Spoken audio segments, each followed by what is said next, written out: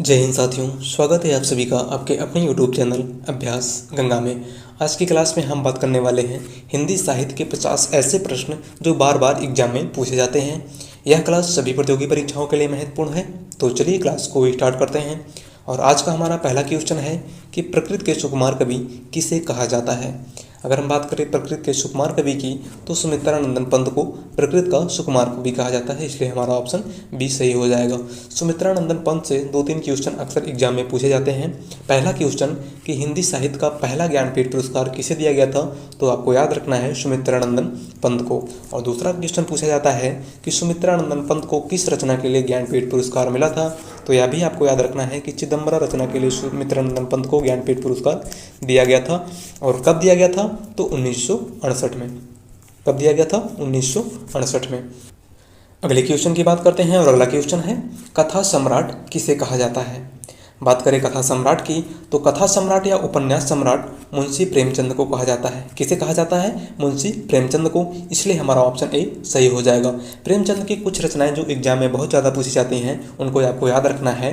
गोदान, गबन, निर्मला, कर्मभूमि, रंगभूमि, सेवा सदन और ईदगाह, ये सभी रचनाएं प्रेमचंद की हैं जो बार बार एग्जाम में पूछी जाती हैं। अगले क्वेश्चन की बात करते हैं। अगला क्वेश्चन है बाल चित्रण में कौन सा कवि श्रेष्ठ है। तो बात करें बाल चित्रण की, तो बाल चित्रण में केवल एक ही कवि श्रेष्ठ हैं, वह है सूरदास, इसलिए हमारा ऑप्शन सी सही हो जाएगा। सूरदास की 3 रचनाएं जो एग्जाम में पूछी जाती हैं, पहली है सूरसागर, दूसरी है साहित्य लहरी और तीसरी है सूर सरावली। ठीक है, अगले क्वेश्चन की बात करते हैं और अगला क्वेश्चन है रस्म सिद्ध किसका उपनाम है। रस्म सिद्ध की बात करें तो यहाँ पे हमारा ऑप्शन डी सही हो जाएगा, जयशंकर प्रसाद। रस्म सिद्ध किसका उपनाम है, तो जयशंकर प्रसाद का। इनके उपनाम से एक क्वेश्चन और पूछा जाता है कि कलाधर किसका उपनाम है। अक्सर एग्जाम में पूछ लिया जाता है कि कलाधर किस कवि का उपनाम है, तो यह जयशंकर प्रसाद का है। किसका है, जयशंकर प्रसाद का। अगला क्वेश्चन है जली अस्थियां बारी बारी, चिटकाई जिनमें चिनगारी, जो चढ़ गए पुण्य वेद पर, लिए बिना गर्दन का मोल, कलम आज उनकी जय बोल। पंक्ति के लेखक हैं। अगर हम बात करें इस पंक्ति की, तो इस पंक्ति के लेखक हैं रामधारी सिंह दिनकर। महत्वपूर्ण पंक्ति है और कई बार एग्जाम में पूछा जा चुका है कि यह पंक्ति किसकी है, तो आपको याद रखना है रामधारी सिंह दिनकर, इसलिए हमारा ऑप्शन ए सही हो जाएगा। अगले क्वेश्चन की बात करते हैं और अगला क्वेश्चन है हिंदी भाषा की बोलियों के वर्गीकरण के आधार पर छत्तीसगढ़ी बोली है। महत्वपूर्ण क्वेश्चन है, आपको बताना है कि हिंदी भाषा की बोलियों के वर्गीकरण के आधार पर छत्तीसगढ़ी बोली है। अगर हम बात करें छत्तीसगढ़ी बोली की, तो यहाँ पे हमारा ऑप्शन ए सही हो जाएगा, पूर्वी हिंदी। क्या हो जाएगा, पूर्वी हिंदी। पूर्वी हिंदी के अंतर्गत 3 बोलियाँ आती हैं, अवधी, बघेली और छत्तीसगढ़ी। कौन कौन सी, अवधी, बघेली और छत्तीसगढ़ी। अगले क्वेश्चन की बात करते हैं और अगला क्वेश्चन है हिंदी भाषा के विकास का सही अनुक्रम कौन सा है। महत्वपूर्ण क्वेश्चन है। अगर हम बात करें हिंदी भाषा के विकास के सही क्रम की, तो यहाँ पे हमारा राइट आंसर ए सही हो जाएगा, पाली, प्राकृत, अपभ्रंश और हिंदी। बात करते हैं अगले क्वेश्चन की और अगला क्वेश्चन है हिंदी खड़ी बोली किस अपभ्रंश से विकसित हुई है। आपको बताना है कि हिंदी खड़ी बोली का विकास किस अपभ्रंश से हुआ है। तो अगर हम बात करें हिंदी खड़ी बोली के विकास की, तो यहाँ पे हमारा राइट आंसर हो जाएगा ऑप्शन सी, शौरसेनी अपभ्रंश से। अगला क्वेश्चन है भारतीय संविधान की 8वीं अनुसूची में शामिल भाषाओं की संख्या है। अगर हम बात करें भारतीय संविधान की 8वीं अनुसूची में शामिल भाषाओं की संख्या की, तो वह 22 है, इसलिए हमारा ऑप्शन डी सही हो जाएगा। अगले क्वेश्चन की बात करते हैं। अगला क्वेश्चन है हिंदी की आदि जननी किसे कहा जाता है। हिंदी की आदि जननी संस्कृत को कहा जाता है। याद रखना है आपको, किसे कहा जाता है, संस्कृत को, इसलिए हमारा ऑप्शन ए सही हो जाएगा। अगला क्वेश्चन है निम्नलिखित में से कौन सी भाषा भारोपी परिवार की भाषा नहीं है। महत्वपूर्ण क्वेश्चन है, आपको बताना है कि निम्नलिखित में से कौन सी भाषा भारोपी परिवार की भाषा नहीं है। अगर हम बात करें भारोपी परिवार की भाषा की, तो भारोपी परिवार की भाषा मराठी, गुजराती और हिंदी है। मलयालम भारोपी परिवार की भाषा नहीं है। ये आपको याद रखना है कि द्रविड़ परिवार की भाषा है। अगला क्वेश्चन है कबीर को भाषा का डिक्टेटर किसने कहा था। महत्वपूर्ण क्वेश्चन है और आपको यहाँ पे ये भी याद रखना है कि भाषा का डिक्टेटर कबीरदास को कहा जाता है। अगर हम बात करें कबीर को भाषा का डिक्टेटर किसने कहा था, तो वह है हजारी प्रसाद द्विवेदी, इसलिए हमारा ऑप्शन ए सही हो जाएगा। अगले क्वेश्चन की बात करते हैं और अगला क्वेश्चन है हिंदी दिवस किस दिन मनाया जाता है। हिंदी दिवस की बात करें तो हिंदी दिवस 14 सितंबर को मनाया जाता है। और बात करें विश्व हिंदी दिवस की, तो विश्व हिंदी दिवस 10 जनवरी को मनाया जाता है। याद रखना है आपको, कब मनाया जाता है, 10 जनवरी को। अगला क्वेश्चन है विकास की दृष्टि से प्राकृत की पूर्वकालीन अवस्था का नाम है। हमारा ऑप्शन है पाली, संस्कृत, हिंदी या फिर अपभ्रंश। बात करें विकास की दृष्टि से प्राकृत की पूर्वकालीन अवस्था की, तो वह है पाली, इसलिए हमारा ऑप्शन ए सही हो जाएगा। बात करते हैं अगले क्वेश्चन की, और अगला क्वेश्चन है आधुनिक हिंदी साहित्य का पितामह किसे कहा जाता है। महत्वपूर्ण क्वेश्चन है।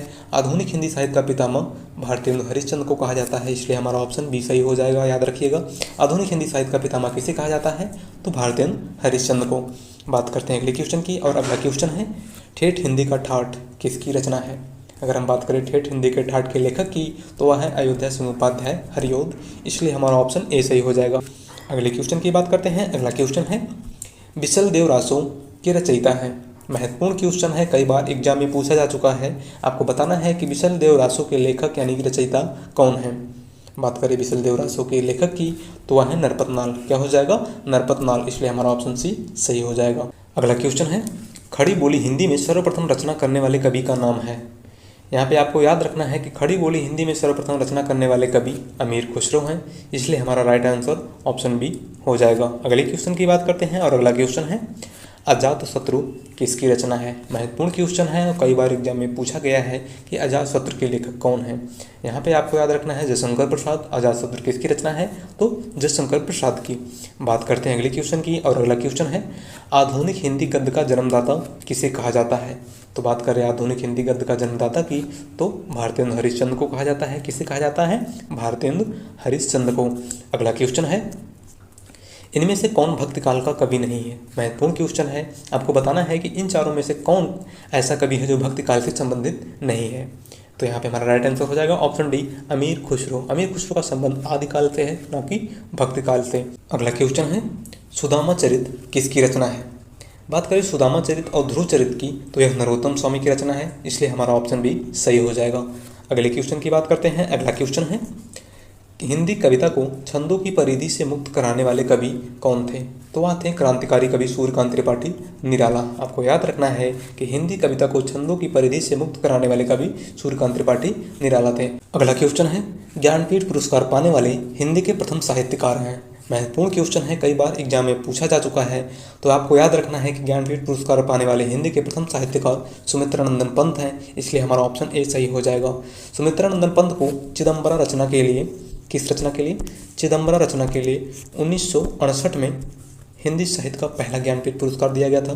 ठीक है, अगले क्वेश्चन की बात करते हैं। अगला क्वेश्चन है निम्नलिखित में से कौन सा कवि छायावादी कवि है। आपको बताना है कि इन चारों में से कौन सा कवि छायावादी कवि है। अगर हम बात करें छायावादी कवि की, तो वह है प्रकृति के सुकुमार कवि सुमित्रानंदन पंत, इसलिए हमारा ऑप्शन सी सही हो जाएगा। अगला क्वेश्चन है चांद का मुंह टेढ़ा है काव्य के रचयिता कौन है। तो वह है गजानन माधव मुक्तिबोध, इसलिए हमारा ऑप्शन बी सही हो जाएगा। चांद का मुंह टेढ़ा है किसकी रचना है, तो मुक्तिबोध की। बात करते हैं अगले क्वेश्चन की, और अगला क्वेश्चन है रामलला नहचू के रचनाकार हैं। तो वह है तुलसीदास। कौन है, गोस्वामी तुलसीदास। गोस्वामी तुलसीदास की कुछ रचनाएं जो बहुत ही ज़्यादा एग्जाम में पूछी जाती हैं, पहली है रामचरितमानस, दूसरी है गीतावली, कवितावली, श्री कृष्ण गीतावली, वैरमय रामायण। ये सभी रचनाएं बार बार एग्जाम में पूछी जाती हैं। अगले क्वेश्चन की बात करते हैं। अगला क्वेश्चन है द्विवेदी युग का नाम किसके नाम पर पड़ा था। महत्वपूर्ण क्वेश्चन है, आपको बताना है कि द्विवेदी युग का नाम किसके नाम पर पड़ा था। अगर हम बात करें द्विवेदी युग का नाम किसके नाम पर पड़ा था, तो यहाँ पे हमारा राइट आंसर हो जाएगा ऑप्शन ए, महावीर प्रसाद द्विवेदी। किसके नाम पर पड़ा था, महावीर प्रसाद द्विवेदी के नाम पर। अगला क्वेश्चन है संसद से सड़क तक किसकी रचना है। तो यह धूमिल की रचना है। यहाँ पे आपको याद रखना है संसद से सड़क तक किसकी रचना है, तो सुदामा पांडे धूमिल की रचना है। अगला क्वेश्चन है रंगभूमि उपन्यास के रचनाकार हैं। महत्वपूर्ण क्वेश्चन है, कई बार एग्जाम में पूछा जा चुका है, तो यहाँ पे हमारा राइट आंसर हो जाएगा ऑप्शन सी, प्रेमचंद। रंगभूमि उपन्यास के रचनाकार कौन है, तो प्रेमचंद। अगला क्वेश्चन है ज्ञानपीठ पुरस्कार किस क्षेत्र में श्रेष्ठ कार्य के लिए दिया जाता है। सिनेमा, विज्ञान, समाज सेवा या फिर साहित्य। बात करें ज्ञानपीठ पुरस्कार की, तो यह साहित्य के क्षेत्र में दिया जाता है। किस क्षेत्र में दिया जाता है, साहित्य के क्षेत्र में। अगला क्वेश्चन है ज्ञानपीठ पुरस्कार दिया जाता है, यहाँ पे आपको याद रखना है कि ज्ञानपीठ पुरस्कार भारतीय भाषाओं में साहित्यकारों के रचनात्मक लेखन हेतु दिया जाता है, इसलिए हमारा ऑप्शन सी सही हो जाएगा। अगले क्वेश्चन की बात करते हैं, और अगला क्वेश्चन है पृथ्वीराज रासो किस काल की रचना है। महत्वपूर्ण रचना है, आपको बताना है कि पृथ्वीराज रासो किस काल की रचना है। तो यहाँ पे हमारा राइट आंसर हो जाएगा ऑप्शन ए, आदिकाल की रचना है। अगर बात करें इसके लेखक की, तो इसके लेखक हैं चंद बरदाई। पृथ्वीराज रासो के लेखक कौन है, तो चंद बरदाई, याद रखिएगा। अगला क्वेश्चन है, हिंदी की पहली कहानी लेखिका का नाम है। महत्वपूर्ण क्वेश्चन है, आपको बताना है कि हिंदी की पहली कहानी लेखिका का नाम है।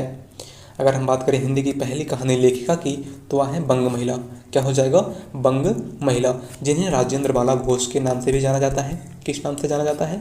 राजेंद्र बाला घोष, यानी कि इनका दूसरा नाम है, आपको याद रखना है। और इनकी पहली कहानी चंद्रदेव से मेरी बातें 1904 में प्रकाशित हुई थी। यह भी याद रखना है, इनकी पहली कहानी कौन थी? तो चंद्रदेव से मेरी बातें। हिंदी की पहली कहानी लेखिका का नाम है बंग महिला, इसलिए हमारा ऑप्शन ए सही हो जाएगा। अगला क्वेश्चन है, खड़ी बोली के सर्वप्रथम लोकप्रिय कवि माने जाते हैं। यहाँ पे हमारा राइट आंसर हो जाएगा ऑप्शन डी, अयोध्या सिंह उपाध्याय हरिऔध। खड़ी बोली के सर्वप्रथम लोकप्रिय कवि कौन माने जाते हैं? तो अयोध्या सिंह उपाध्याय हरिऔध। खड़ी बोली का प्रथम महाकाव्य प्रिय प्रवास इन्हीं की रचना है, यह भी आपको याद रखना है। खड़ी बोली का प्रथम महाकाव्य प्रिय प्रवास 1914 में प्रकाशित हुआ था, और यह किसकी रचना है? तो अयोध्या सिंह उपाध्याय हरिऔध की। बात करते हैं अगले क्वेश्चन की, और अगला क्वेश्चन है, गोदान किसकी कीर्ति है? महत्वपूर्ण रचना है और कई बार एग्जाम में पूछी जा चुकी है। आपको बताना है कि गोदान किसकी कीर्ति है। तो यहाँ पे हमारा राइट आंसर हो जाएगा ऑप्शन बी, कथा सम्राट या उपन्यास सम्राट मुंशी प्रेमचंद की। अगले क्वेश्चन की बात करते हैं। अगला क्वेश्चन है, अपभ्रंश का वाल्मीकि किसे कहा जाता है? बात करें अपभ्रंश के वाल्मीकि की तो यह स्वयंभू को कहा जाता है, इसलिए हमारा ऑप्शन ए सही हो जाएगा। अगला क्वेश्चन है, चंद बरदाई किसके दरबारी कवि थे? महत्वपूर्ण क्वेश्चन है और आपको बताना है कि चंद बरदाई किसके दरबारी कवि थे। अगर हम बात करें चंद बरदाई की तो यह पृथ्वीराज चौहान के दरबारी कवि थे। किसके दरबारी कवि थे? पृथ्वीराज चौहान के। अगले क्वेश्चन की बात करते हैं, और अगला क्वेश्चन है, मलिक मोहम्मद जायसी को जायसी कहा जाता है। बात करें मलिक मोहम्मद जायसी को जायसी क्यों कहा जाता है? तो यह जायस नामक स्थान के निवासी थे, इसलिए हमारा ऑप्शन सी सही हो जाएगा। अगला क्वेश्चन है, रीतिकाल का वह कौन सा कवि है जो अपनी मात्र एक, यहाँ पे एक ऐड कर लीजिएगा, जो मात्र अपनी एक कीर्ति से हिंदी साहित्य में अमर हो गया?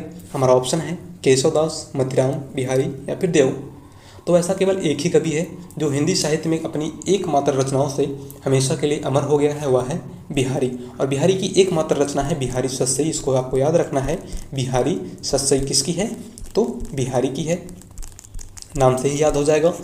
अगले क्वेश्चन की बात करते हैं। अगला क्वेश्चन है, कठिन काव्य का प्रेत किस कवि को कहा जाता है? महत्वपूर्ण क्वेश्चन है, कई बार एग्जाम में पूछा जा चुका है। आपको बताना है कि कठिन काव्य का प्रेत किस कवि को कहा जाता है। तो बात करें कठिन काव्य के प्रेत की तो केशवदास को कहा जाता है, इसलिए हमारा ऑप्शन डी सही हो जाएगा। अगला क्वेश्चन है, हिंदी साहित्य के आधुनिक काल को इस नाम से भी जाना जाता है? जीवनी काल, पद्य काल, संस्मरण काल या फिर गद्य काल। अगर हम बात करें हिंदी साहित्य के आधुनिक काल की तो इसे गद्य काल के भी नाम से जाना जाता है। किस नाम से जाना जाता है? गद्य काल से, इसलिए हमारा ऑप्शन डी सही हो जाएगा। अगले क्वेश्चन की बात करते हैं। अगला क्वेश्चन है, हिंदी साहित्य में प्रयोगवाद के प्रवर्तक का नाम है? महत्वपूर्ण क्वेश्चन है और आपको बताना है कि हिंदी साहित्य में प्रयोगवाद का प्रवर्तक कौन था। अगर हम बात करें प्रयोगवाद के प्रवर्तक की तो वह थे सच्चिदानंद हीरानंद वात्स्यायन अज्ञे। कौन थे? सच्चिदानंद हीरानंद वात्स्यायन अज्ञे। अगला क्वेश्चन है, जायसी किस काव्यधारा के कवि थे? ज्ञानमार्गी काव्यधारा के, प्रेमाख्यानक काव्यधारा के, नाथपंथी काव्यधारा के या फिर रासक काव्यधारा के? महत्वपूर्ण क्वेश्चन है और आपको बताना है कि जायसी किस काव्यधारा के कवि थे या किस धारा के कवि थे। अगर हम बात करें जायसी की तो जायसी प्रेमाख्यानक काव्यधारा के कवि थे। आपको याद रखना है कि जायसी प्रेमाख्यानक काव्यधारा के कवि थे। अगले क्वेश्चन की बात करते हैं और अगला क्वेश्चन है, मैथिल कोकिल किसे कहा जाता है? अगर हम बात करें मैथिल कोकिल की तो यह विद्यापति को कहा जाता है, इसलिए हमारा ऑप्शन ए सही हो जाएगा। विद्यापति की 3 प्रमुख रचनाएं जो एग्जाम में बहुत ही ज़्यादा पूछी जाती हैं, पहली है कीर्तिलता, दूसरी है कीर्ति पताका और तीसरी है पदावली। आपको याद रखनी है विद्यापति की 3 रचनाएं जो एग्जाम में बार बार पूछी जाती हैं, कीर्तिलता, कीर्ति पताका और पदावली। पदावली की वजह से ही विद्यापति को मैथिल कोकिल कहा जाता है, क्योंकि पदावली की भाषा मैथिली थी। बात करते हैं अगले क्वेश्चन की और अगला क्वेश्चन है, राजभाषा आयोग के प्रथम अध्यक्ष कौन थे? अगर हम बात करें राजभाषा आयोग के प्रथम अध्यक्ष की तो वह थे बाल गंगाधर खेर या बीजी खेर, इसलिए हमारा ऑप्शन सी सही हो जाएगा। बात करते हैं अगले क्वेश्चन की और अगला क्वेश्चन है, बोलगा से गंगा किसकी रचना है? तो यह है राहुल संकृतायन की रचना। बोलगा से गंगा किसकी रचना है? राहुल संकृतायन की। अगला क्वेश्चन है, कलम का सिपाही किसकी रचना है? महत्वपूर्ण क्वेश्चन है, कई बार एग्जाम में पूछा जा चुका है। आपको बताना है कि कलम का सिपाही किसकी रचना है। बात करें कलम के सिपाही के लेखक की तो वह है अमृत राय, इसलिए हमारा ऑप्शन ए सही हो जाएगा। कभी कभी एग्जाम में पूछ लिया जाता है कि कलम का सिपाही किस विधा की रचना है, तो यहाँ पे आपको यह भी याद रखना है कि यह जीवनी है। कलम का सिपाही किस विधा की रचना है, तो जीवनी है। यह मुंशी प्रेमचंद के जीवन पर आधारित रचना है। अगला क्वेश्चन है, कलम का जादूगर किसका उपनाम है। आपको बताना है कि कलम का जादूगर किसका उपनाम है। बात करें कलम के जादूगर की तो वह है रामवृक्ष बेनीपुरी, इसलिए हमारा ऑप्शन सी सही हो जाएगा। बात करते हैं अगले क्वेश्चन की और आज के लास्ट क्वेश्चन की कि कलम का मजदूर किसकी रचना है। मदन गोपाल, अमृत राय, अमृतलाल नागर या फिर प्रेमचंद। राइट आंसर है ऑप्शन ए मदन गोपाल। कलम का मजदूर किसकी रचना है, तो मदन गोपाल की। इन तीनों क्वेश्चनों को हम फिर से देख लेते हैं। कलम का सिपाही किसकी रचना है, तो आपको याद रखना है अमृत राय की, और यह एक जीवनी है। क्या है, जीवनी है, जो कि मुंशी प्रेमचंद के जीवन पर आधारित है। दूसरा क्वेश्चन है, कलम का जादूगर किसका उपनाम है, तो यह रामवृक्ष बेनीपुरी का उपनाम है। और लास्ट क्वेश्चन है कि कलम का मजदूर किसकी रचना है, तो यह मदन गोपाल की रचना है। ठीक है, तो आज की क्लास में बस इतना ही। और अगर आप लोग इस चैनल पर नए हैं तो प्लीज़ चैनल को सब्सक्राइब कर लीजिएगा, और वीडियो पसंद आई हो तो वीडियो को लाइक कर दीजिएगा। मिलते हैं एक नए टॉपिक के साथ। धन्यवाद।